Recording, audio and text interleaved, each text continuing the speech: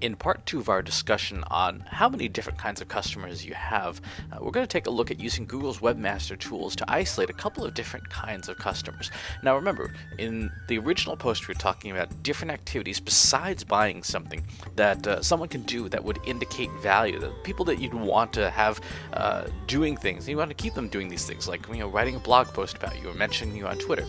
First and foremost, we're going to go to Google's Webmaster Tools. If you don't have a Webmaster Tools account, go to google.com/webmaster/tools and get started, because it's really, really important to have this set up regardless of whether you do this particular task or not.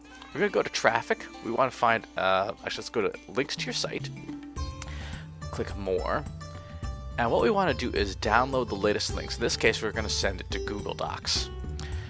I've already taken the liberty of putting the document here, and what you see is a link, a list of the people who have linked to the website, and then when Google discovered that link. Now, there's a couple of things we want to look for in here. We want to look for different activities. So, for example, let's look for some social media networks here. It contains Facebook.com. We're going to color the background of those cells. Let's color them blue. Facebook's kind of a blue tinge. Let's add Twitter.com. Right? Twitter is their color is also blue, but in this case we'll make it purple. And then some people, if they've got WordPress set up a certain way, they'll generally have 2012 in the URL if they have date-based URLs, and we'll set that up as a nice red color here under conditional formatting. We'll hit save. Google Docs will go through and make an attempt to find all of those different URLs. Here we see people blogging about stuff, so there's some red links that I want to pay attention to. We scroll down some more here. We see there's Twitter.